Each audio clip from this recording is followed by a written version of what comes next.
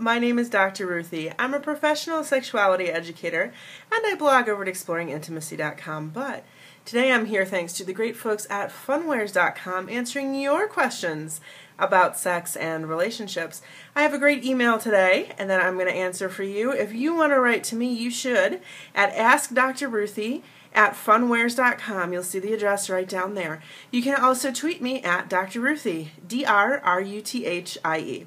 All right, let's get to our email. So it's a little bit long, a couple paragraphs, so I'm going to shorten it up. Basically, this person is writing in to let me know that when they were young, they used to try masturbating, but they could never finish because they were worried about their parents walking in and getting shamed and things like that. So once they moved out of their parents' house and were all grown up, she went, got herself a vibrator, and learned how to masturbate and have successful orgasms. Yay! Now she wants to get in touch with her body and be more aware of her body and her responses and all that sort of stuff.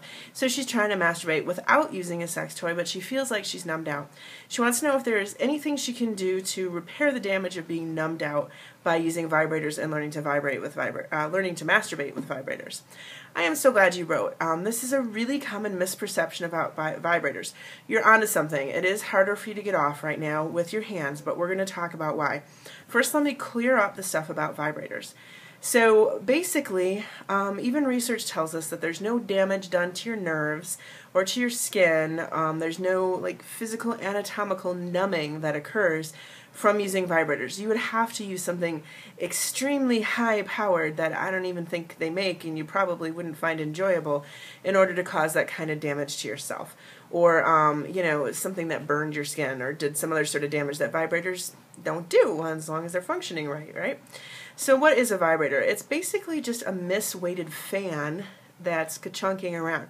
So imagine if you took a box fan like in your window and you taped a bunch of quarters to one of the blades and then cut the other blades off. And then you turn it on. What would it do? It would go ka-chunk, ka-chunk, ka-chunk. And if you turn it up faster, it would go ka-chunk, ka-chunk, ka-chunk, ka-chunk, right?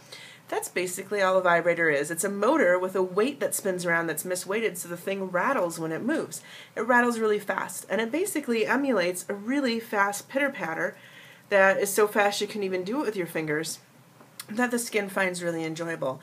It doesn't even matter whether you're male or female or what kind of anatomy you have. Your skin will probably like the sensation of vibration. And people don't just use it for masturbating. I'm sure you've seen those big back massagers or chairs, or you've been to the pedicure place and they put the massage chair on, whatever the case may be. Vibration just feels really good to people and it can have a lot of benefits for your health as well. So why is it that you're having trouble getting off manually and you feel like you're numb, you want the higher intensity? Well, it could be a couple of things. One, it could be that you just respond better to higher intensity touch. Some people get off better with their hands and some people get off better with more intense stimulation like vibrators. That could just be the way it is. However, I suspect that you're in the habit of getting off in a certain way and your body's used to getting aroused and feeling stimulation and having orgasms that way. I've worked with a lot of people who have had orgasm habits like this and their body is just used to getting off this way and with these types of sensation. Sometimes it's been laying in a particular position. For one person I worked with, they could only get off when they were on their knees because that's how they were used to doing it. It could be sitting. People who masturbate a lot at the computer suddenly will find that they have an easier time masturbating when they're in a sitting position. It's habit.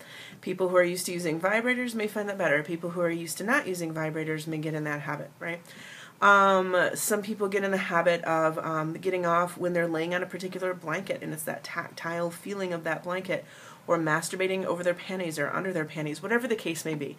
You get the idea. People get in habits about how we get off. And I have a feeling that perhaps that's the case for you. So do me a favor, try masturbating with your vibrator one more time and make sure that you're getting off fine.